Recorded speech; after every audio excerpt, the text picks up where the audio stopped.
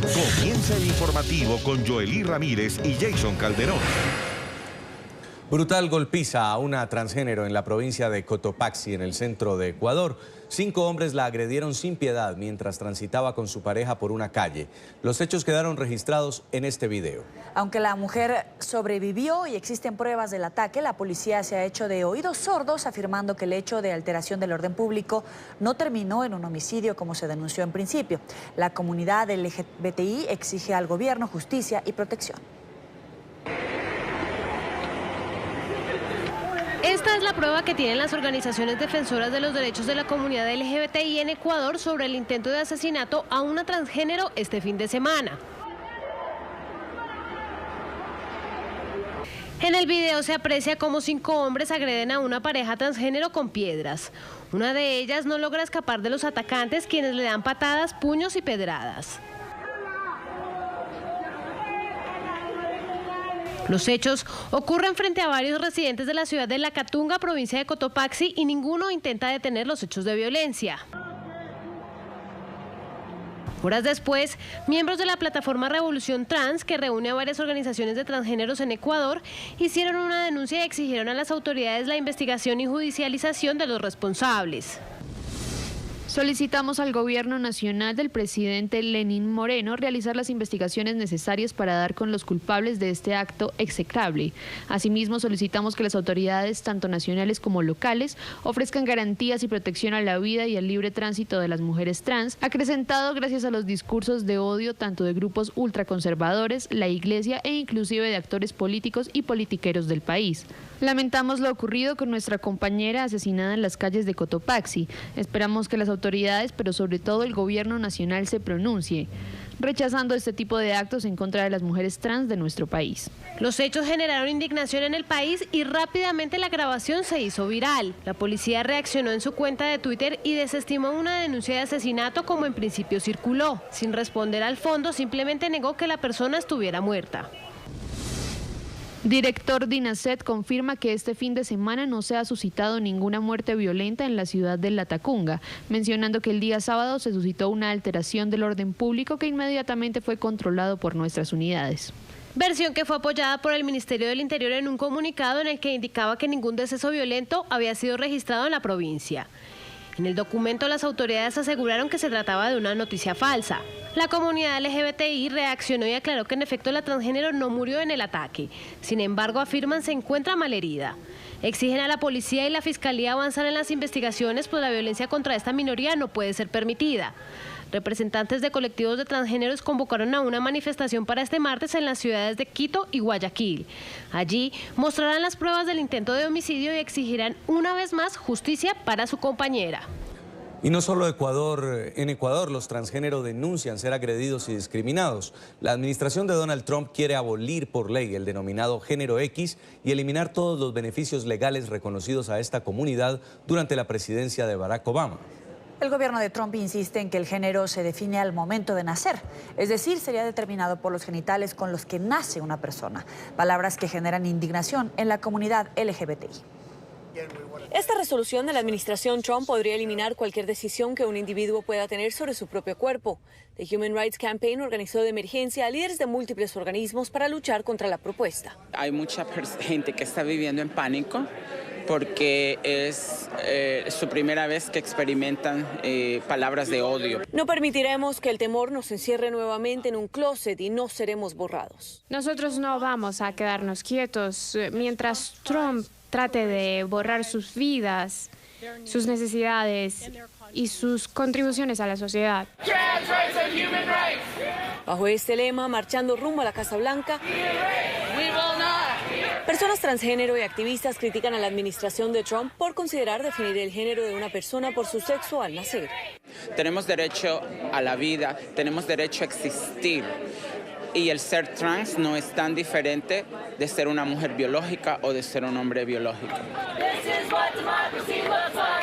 La medida busca revocar protecciones para transexuales bajo una ley federal de derechos civiles. Según el memorando obtenido por el New York Times, agencias del gobierno deben adoptar una definición uniforme de género y estaría determinando en una base biológica clara, establecida por la ciencia, objetiva y administrable.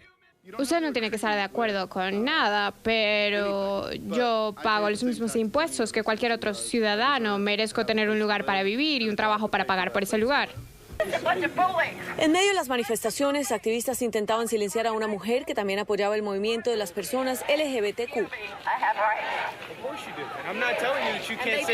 Barbara Hammer criticaba la manera en que la organización Human Rights Campaign aboga por las personas transgénero. Yo tengo amigos transgénero que piensan que esta organización es asquerosa. Tengo amigos gay que piensan que esta organización es asquerosa y no representa el pensamiento de las personas de la comunidad LGTBQ. Bajo la administración de Barack Obama se anuló el concepto legal de género. Este se reconoce como una opción del individuo y no determinada por el sexo asignado al nacer para programas federales como educación y cuidados de salud. Cualquiera que no se conforme a los estereotipos rígidos de género podría estar en riesgo. La propuesta eliminaría el reconocimiento bajo leyes federales a 1,4 millones de estadounidenses que han optado por reconocerse con otro género biológico diferente del que nacieron. Donald Trump y Mike Pence han pasado casi cada día de su administración llevando una agenda de discriminación. No es la primera vez que el mandatario estadounidense Donald Trump intenta dar marcha atrás a protecciones que defienden los derechos de las personas transexuales. En una ocasión intentó prohibirles la entrada a las Fuerzas Armadas y también intentó revocar protecciones federales que le permiten a estas personas utilizar el baño que deseen dentro de escuelas públicas en Estados Unidos. Desde Washington, Emiliana Molina, NTN 24.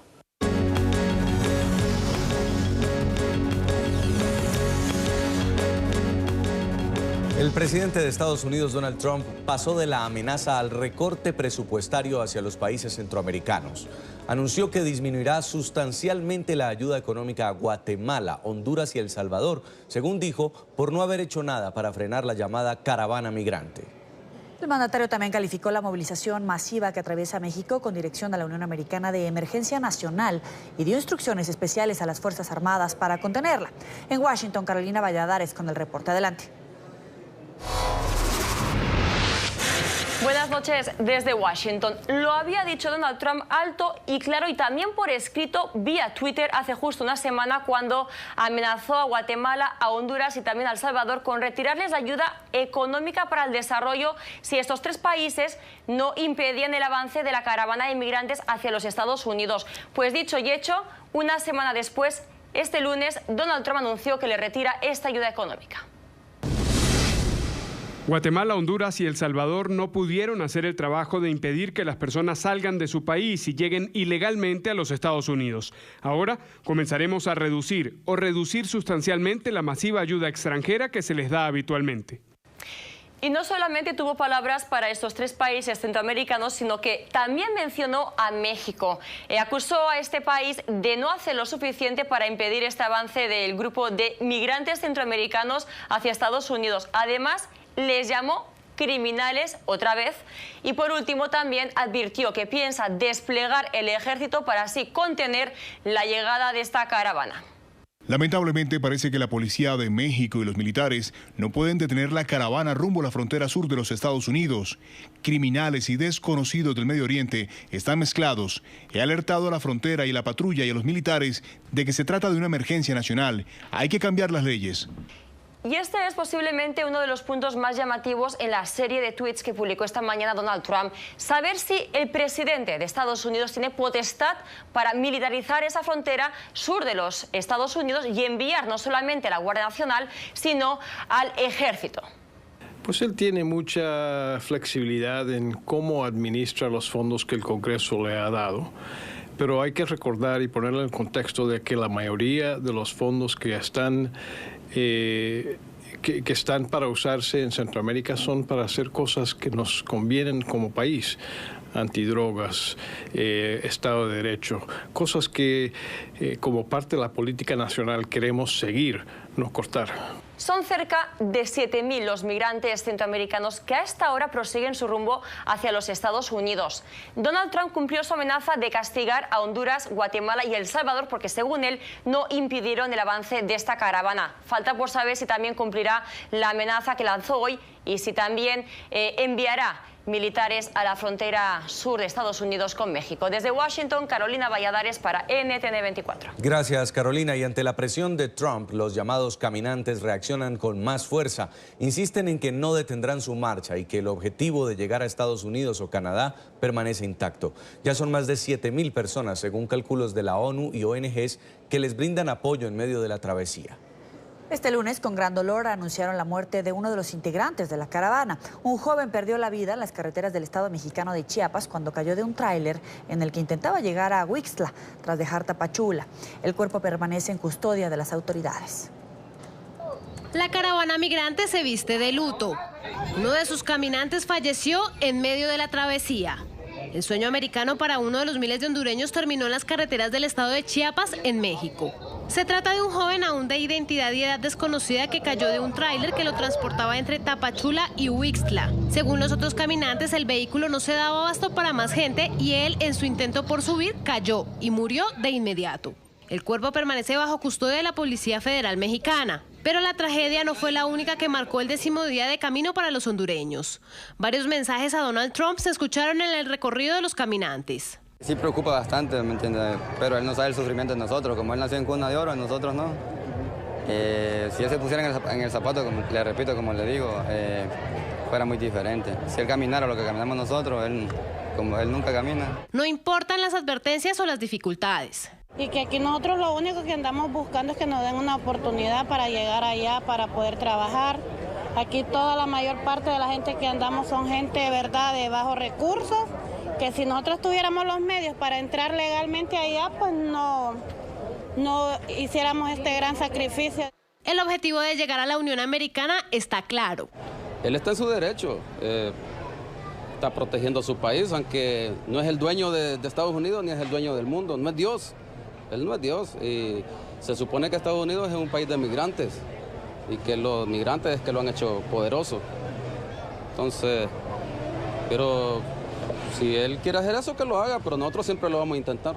Insisten en que no son delincuentes y que el mandatario debería ayudarlos. Él debería de pensar, reflexionar qué es lo que está pasando, por qué Honduras o por qué las personas emigran de su país. Otros dicen que, contrario a lo que han dicho los presidentes centroamericanos sobre las motivaciones políticas de la caravana, Trump los está utilizando para la campaña de las elecciones de medio término. Trump no le tiene miedo a la caravana. Trump está utilizando la caravana para ganar el Congreso, para ganar el Senado. Nos está utilizando a todos. Pero ni las amenazas del republicano, ni el calor, ni las duras caminatas los detienen en su andar. Dejaron Tapachula sobre el mediodía de lunes y llegarán a Huixtla, un municipio fronterizo con el estado de Oaxaca. Son más de 7.000 personas según la estimación de la ONU y ONGs. La caravana se convirtió en un éxodo nunca antes visto en la región. Así lo describen quienes los ven pasar. La migración en este lugar es natural. Todo el tiempo los migrantes están pasando, van de paso, nadie se queda. Pero ahorita sí nos preocupa ver tantas personas. Pero la caravana puede crecer. A este grupo intenta sumarse otro de al menos 200 hondureños que permanecen en el puente que comunica Tecunumán en Guatemala y Ciudad Hidalgo de México.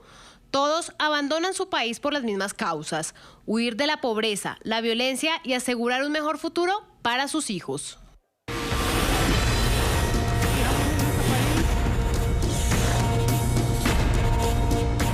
Tras conversar con ciudadanos venezolanos radicados en Perú, la actriz de Hollywood, Angelina Jolie, cuestionó el mandato de Nicolás Maduro. La activista de derechos humanos no se explica cómo un gobierno puede ser bueno si más de 2 millones de personas salen huyendo del país. La representante de la Agencia de las Naciones Unidas para los Refugiados visitó Lima para escuchar a los inmigrantes venezolanos en los albergues en los que permanecen. Fue esperada en gran medida por los jóvenes entusiastas del populoso distrito de San Juan de Lurigancho. La estrella de Hollywood, Angelina Jolie, pisó suelo peruano como parte de una visita oficial del Alto Comisionado de las Naciones Unidas para los Refugiados. La actriz estadounidense, conocida por su trabajo humanitario en varios países del mundo, visita el Perú por ser uno de los países de Latinoamérica que recibe y alberga a más ciudadanos venezolanos que han huido de su país debido a la crisis política y económica que atraviesa. ¿Usted es un abogado? Sí, en Venezuela. Un par de años atrás seguía practicando el derecho. Cuando me vine, sí. Well, he was practicing beforehand. You were practicing law, and now you're learning about clothing. Estaba practicando derecho y ahora aprende sobre tela. Pero siempre hay algo nuevo que aprender. Jolie se tomó un tiempo no solo para escuchar sus historias y sus ganas de salir adelante. Muchos se vinieron caminando 17 días, 23 días. Yo considero que después que escuché las historias de aquí, considero que me vine como una reina. Sino también para traer un mensaje de esperanza.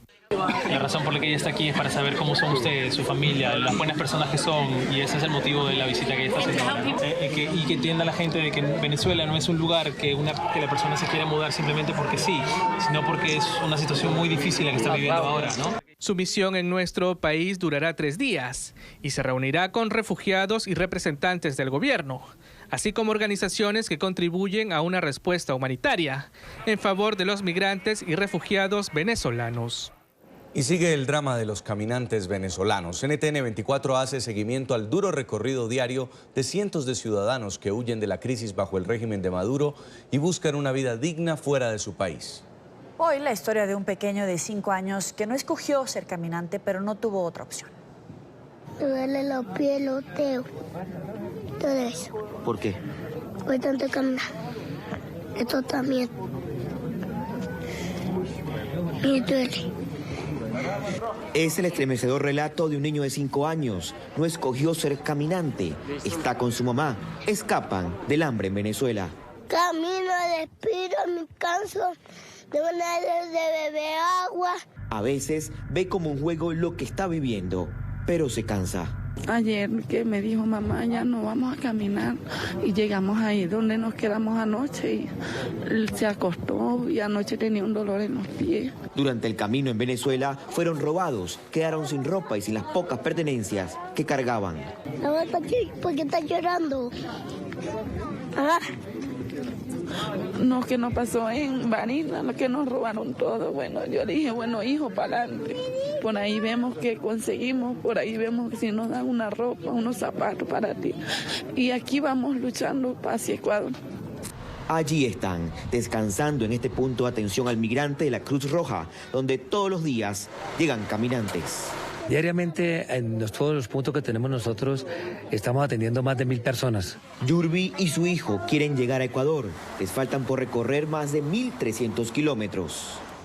La oposición venezolana denuncia que más de 120 millones de dólares han sido malversados por el régimen de Nicolás Maduro. Las actividades ilícitas habrían sido cometidas en la adquisición de alimentos para los denominados paquetes CLAP, que forman parte de la ayuda social a sectores menos favorecidos. La red tendría alcance internacional. Según el gobierno mexicano, fue desmantelada una organización que vendía los productos a funcionarios venezolanos con sobreprecio y cobraba comisiones. Según el diputado Juan Guaidó, esta red de corrupción integrada por funcionarios del gobierno venezolano trafica con la miseria humana al no permitir a los ciudadanos el acceso a los alimentos. El Estado mexicano chequea que la factura, por decir un monto en Venezuela, cuando llegaban unos containers procedentes de México, era de 30 millones de dólares. Y cuando declaraban los impuestos, saliendo de México, eran de 5 millones. El presidente Nicolás Maduro aseguró que es un falso positivo provocado por el gobierno de México. Un falso positivo, una operación de investigación para intimidar, y allanaron los depósitos, los galpones, a las empresas que producen y nos venden los productos en México. ¿Para qué? Para intimidar y que ningún empresario se atreva a venderle a Venezuela. Nicolás Maduro también dijo que muchos de los alimentos son producidos en Venezuela, a lo que el diputado Juan Guaidó respondió. Es evidente que a Maduro lo engañan o necesita mentir deliberadamente para hacer creer al pueblo de Venezuela que hoy no se come el cuento. Hoy cualquiera que va al mercado, cualquiera que ve los precios, cualquiera que ve cómo se dolariza la economía por la vía de los hechos y la inflación se come lo poco que podemos producir o ganar, tiene muy claro que en Venezuela destruyeron el campo. Mientras tanto, los ciudadanos denuncian que los alimentos provenientes de México son de mala calidad y muchos llegan vencidos. Hay cosas que no nos gustan. Nosotros estamos acostumbrados a nuestra harina de maíz de aquí, pues, y la de allá es diferente. ¿Y cómo hace? ¿Se la comen o no? Claro, tenemos que usarla. Ni modo. Representantes de la fracción parlamentaria de la Unidad Democrática esperan que el gobierno de México pueda dar con cada uno de los nombres de estos funcionarios venezolanos implicados en la malversación de fondos que pertenecen al pueblo de Venezuela. En Caracas, soy Oliver Fernández, NTN 24. Vamos a la primera pausa en el informativo y ya volvemos para hablar de uno de los sacerdotes franceses señalado por escándalo de pederastia, que se quitó la vida.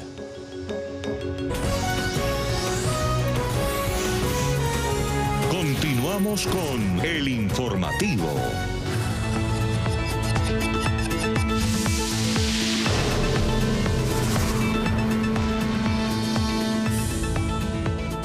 Expectativa por la decisión de la Corte de Apelaciones de Santiago que obligaría a la Iglesia Católica chilena a pagar una millonaria indemnización a las víctimas del padre Fernando Caradima, condenado por el Vaticano tras abusar sexualmente de niños y adolescentes. Un medio local adelantó que la decisión judicial favorecerá a las víctimas. Sin embargo, los magistrados aseguran que habrá que esperar a esta semana cuando se conozca el fallo.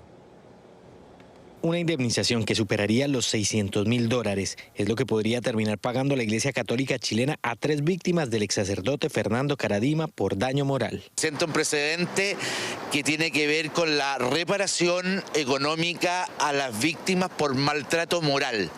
Ojo, no es por los abusos de los cuales fueron víctimas, porque esos están prescritos. Aquí es por maltrato moral a las víctimas, fruto del encubrimiento. Según el diario chileno La Tercera, la Corte de Apelaciones de Santiago ya habría emitido un fallo a favor de los afectados. Sin embargo, los magistrados aseguran que aún no hay sentencia. Por su parte, las víctimas de abuso sexual al interior de la Iglesia Católica ven con esperanza la resolución de esta demanda. Para muchas de los sobrevivientes es fundamental la reparación económica, y esto dice relación con un camino largo y arduo que muchos de nosotros, casi todos, hemos tenido que recorrer, que tiene que ver con los altos costos que tienen los tratamientos psiquiátricos y psicológicos. Desde la organización de laicos Voces Católicas aseguran que es necesario avanzar en los procesos judiciales para garantizar que haya verdad y reparación para las víctimas. El cardenal Errázuriz insistentemente se ha negado, ha tratado de escabullirse de la responsabilidad que le cabe, y hoy día en Chile nadie tiene duda que él es el gran responsable de esta cultura del abuso y el encubrimiento. A través de un comunicado, James Hamilton, Juan Carlos Cruz y José Andrés Murillo, víctimas del exsacerdote Fernando Caradima, instaron a la Corte de Apelaciones de Santiago a resolver cuanto antes su caso. Sin duda este fallo es muy importante porque servirá como precedente para los demás casos de abuso sexual al interior de la Iglesia Católica chilena que son investigados por la justicia de este país. Soy Juan Pablo Monsalve, este es un informe para NTN 24 desde Santiago de Chile. Mientras tanto, en Gien, Francia, las autoridades confirmaron el suicidio de un sacerdote acusado de abuso sexual. Se trata de Pierre-Yves Fumeri, de 38 años, quien se quitó la vida dentro de la iglesia de la que era párroco. El cura era investigado por abusar de un menor que prestó servicios en el templo y de mantener algunos comportamientos incorrectos con otros adolescentes. El sacerdote ya se había presentado a una audiencia y en un interrogatorio el pasado 15 de octubre. El hombre fue hallado ahorcado dentro de la casa parroquial. El Papa Francisco recibió en Ciudad del Vaticano al presidente de Colombia, Iván Duque. Durante la reunión, el mandatario y el pontífice hablaron sobre la implementación de los acuerdos de paz con las FARC, la crisis en Venezuela y la lucha contra la corrupción. Duque también se reunió con el presidente de Italia y con grupos de empresarios en el país europeo. El presidente Iván Duque fue recibido por la Guardia Pontificia en la Santa Sede. Ya en la Biblioteca Vaticana se dio el encuentro con el Papa Francisco. El pontífice entregó al mandatario un mensaje para seguir trabajando en la unidad del pueblo colombiano. Por seguir invitando a los colombianos a concentrarnos en las cosas que nos unen y no dejar que se ahonden las cosas que nos dividen. Además respaldó el proceso de reconciliación que se adelanta en Colombia. Un proceso de reconciliación con el pueblo colombiano sobre los principios de verdad, justicia, reparación y no repetición. Y aplaudió los esfuerzos para ayudar a millones de venezolanos. Para que nosotros sigamos haciendo esa política fraterna de recibir a los hermanos venezolanos en nuestro país. El mandatario también se refirió a la propuesta de su propio partido de ampliar su periodo presidencial. Aquí fuimos elegidos por 4 años y vamos a gobernar a Colombia por 4 años. Durante su encuentro con el secretario de Estado del Vaticano, Pietro Parolin, el presidente Iván Duque dejó claro que el avance en el diálogo con el ELN depende de la liberación de los secuestrados. Protesta simbólica en Colombia tras la decisión de la Corte Constitucional de no fijar límites de tiempo para la realización de la interrupción voluntaria del embarazo. Cubierta con imágenes de pequeños ataúdes, amaneció la Plaza de Bolívar, en Bogotá. Bajo la consigna "Si la Corte los mata, que la Corte los entierre", grupos de jóvenes cristianos y católicos responsabilizaron por todas las futuras muertes de los nonatos a los 6 magistrados que votaron a favor de dejar intactas las reglas para abortar en el país y desestimaron una ponencia que pretendía dejar en 24 semanas de gestación el límite para que las mujeres pudieran practicarse abortos dentro de la ley. Legalmente, un aborto se puede practicar en Colombia por 3 causales: malformación del feto, que haga inviable su vida, que el embarazo constituya un riesgo para la salud de la mujer, y la violación.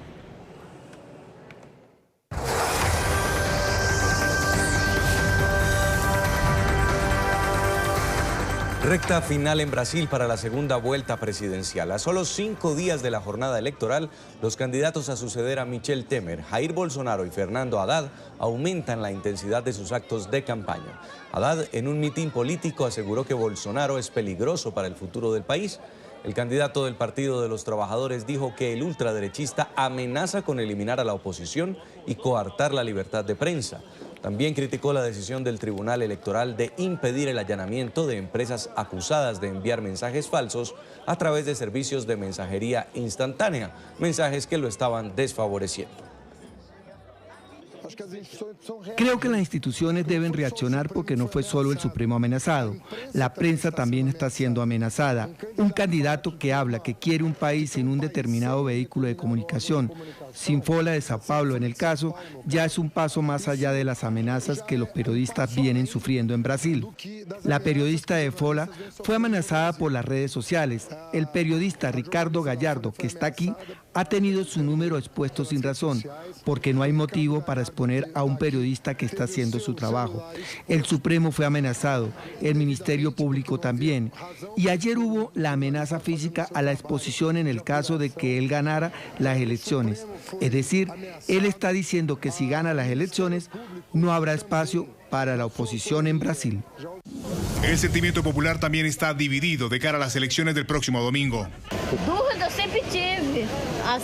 Siempre he tenido dudas sobre esto, solo quiero un cambio, pero siempre tenemos miedo al cambio. Y el cambio puede ser severo y trágico, pero ya que ahora decimos que tenemos democracia y podemos deshacernos de los políticos y tirarlos a la calle, y salir a gritar y golpear las ollas. En las calles, ciudadanos esperan lo mejor para el país, sin importar quién sea el elegido. En este momento ni siquiera se trata de ser un partido del PT, Partido de los Trabajadores, o de Lula. Hoy en este momento se trata de preservar la democracia. Tenemos la obligación de votar contra el fascismo y la dictadura. Quienes se inclinan por el candidato del Partido de los Trabajadores esperan nuevas y mejores oportunidades para las clases menos favorecidas. Entre uno y otro votaría por Haddad. ¿Por qué? Debido a las cosas que obtienes. Mi hija tiene 20 años, está en la universidad y puede ser trivial o lo que sea, pero tenía el derecho a ir a la universidad. Soy de una favela, soy negra. Otros, por su parte, se inclinan por el cambio y nuevas corrientes para el país.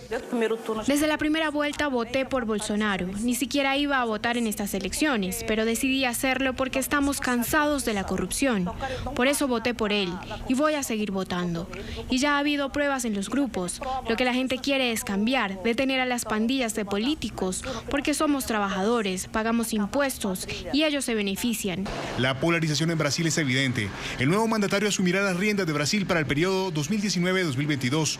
La recesión económica, el incremento de las cifras de violencia, la corrupción y la inestabilidad política serán algunos de los temas cruciales que deberá enfrentar el próximo gobernante de los brasileros. Faltan 2 semanas para que se lleven a cabo las elecciones de medio término en Estados Unidos, definitivas para determinar hacia dónde se inclina la balanza partidista del país. Ya varios estados han iniciado la votación anticipada que da la opción al votante de sufragar antes del 6 de noviembre. Este lunes, Texas, Arkansas, Massachusetts y Florida, entre otros, comienzan a recibir a los electores. 35 estados de la Unión Americana, además del Distrito de Columbia, tienen un sistema electoral que permite la votación anticipada, mecanismo por medio del cual los electores registrados pueden sufragar en el recinto que les corresponde varias semanas antes de las elecciones. Hoy empieza el día del voto anticipado, es por 14 días antes de la elección. Lo que significa es que los votantes pueden ir a cualquier sitio, hay 28 en el condado, a donde pueden votar, cerca de la casa, cerca del trabajo, si pasa por uno manejando, pueden entrar e ir a votar antes del día de la elección. La mayoría de estados que permiten las elecciones anticipadas ya iniciaron votaciones. Hoy, Texas, Arkansas, Massachusetts y Florida, entre otros, comenzaron a recibir a los votantes. Estas son las elecciones donde pasan enmiendas, donde pasan localmente, te puede afectar de subir los impuestos de la propiedad o pasar leyes que quizá no esté de acuerdo o esté en favor. En esas elecciones, muchos estados definirán senadores, gobernadores, representantes federales y estatales, además de varias enmiendas constitucionales. Y aunque la participación en esta contienda es históricamente menor que la presidencial, hay expectativas que pudieran superar los números de años anteriores. Usualmente salen como un 40% de los votantes a salir a votar. Estamos esperando entre un 50 y un 60 y esperamos eso porque en la primaria usualmente sale como un 14% y salieron un 21%, que es un aumento de casi 50%. Teniendo eso en cuenta, pues estamos esperando que un 50% salen a votar. El llamado que hacen las autoridades electorales para esta votación anticipada es que las personas aprovechen no solo esta oportunidad de hacerlo antes del 6 de noviembre, día de las elecciones, sino que también pueden reclamar la boleta electoral en el sitio donde tienen asignado su puesto de votación. También llega en el correo y en el periódico y así puedan desde la comodidad de sus hogares pues leer bien las enmiendas constitucionales y los diferentes candidatos y las propuestas que realizan. Así no tienen que esperar y hacer largas filas durante el día de las elecciones. Desde Miami informó Paola Serna para NTN 24. Alerta en la costa pacífica de México por la llegada del huracán Huila. El ciclón, que alcanzó la categoría 4 en la mañana de este lunes, impactará en las próximas horas en territorio mexicano. Se posará sobre el estado de Sinaloa sobre las 7 de la noche del martes. Según la Comisión Nacional del Agua, el fenómeno se degradará a categoría 3 y en esta escala golpeará el municipio de Escuinapa. Las autoridades hicieron un llamado a la población a extremar las medidas de prevención y atender las recomendaciones de protección civil. Huila dejará a su paso lluvias, tormentas e inundaciones en Jalisco, Nayarit, Colima y Michoacán. En estas regiones ya se declaró la alerta y se activó el Comité Nacional de Emergencias por orden del presidente Enrique Peña Nieto. Y además de este huracán, la tormenta tropical Vicente causa estragos en Oaxaca, en México. Al menos 11 muertos dejan las lluvias torrenciales y el desbordamiento de ríos.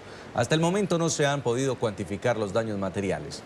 El gobierno regional ordenó la suspensión de las clases en 147 municipios al considerar que no existen condiciones de seguridad para los alumnos.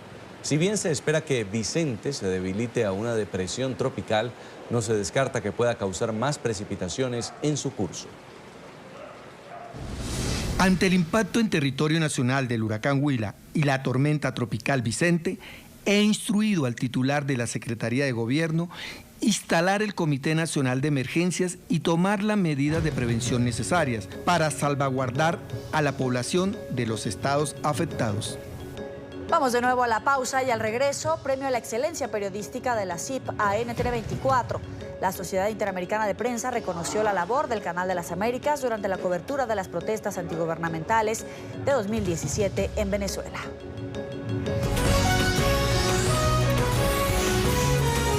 Continuamos con El Informativo.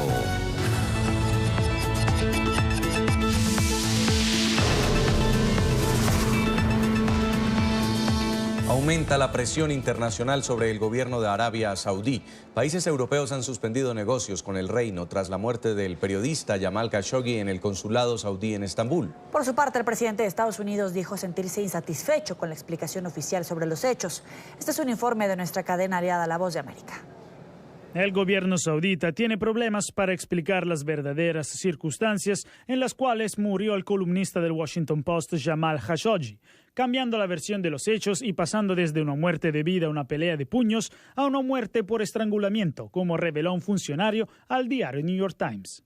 Un altercado físico que sucedió cuando Jamal intentó salir para impedirle pedir ayuda. No se sabe dónde está el cuerpo de Khashoggi, porque funcionarios sauditas revelaron que lo dejaron a una persona local para que se deshiciera de él, mientras CNN reveló vídeos de una persona vestida como el periodista después de su muerte, paseando alrededor de Estambul como si fuera su clon. Entre tanto, el presidente turco Tayyip Erdogan declaró que el martes se revelará todo lo que los investigadores turcos descubrieron sobre el caso hasta ahora, algo que ellos consideran fue un horripilante asesinato premeditado, después encubierto y no un accidente. Sin embargo, para los sauditas, la familia real no sabía nada del plan, como lo señala su canciller. Esta fue una operación ilegítima. Esta es una operación donde los individuos terminaron excediendo las autoridades y responsabilidades que tenían. Los líderes mundiales siguen pidiendo más informaciones sobre la suerte de Khashoggi. Alemania dejó de exportar armas a Arabia Saudita y el presidente Trump, después de confiar en la versión de los hechos sauditas, declaró al Washington Post: obviamente ha sido una decepción y hubo mentiras. La Guardia Costera de Turquía confirmó la muerte de 2 migrantes africanos luego de que se hundiera el bote en el que viajaban a 50 metros de la costa occidental turca. 17 personas más lograron ser rescatadas y otras 3 alcanzaron la orilla nadando.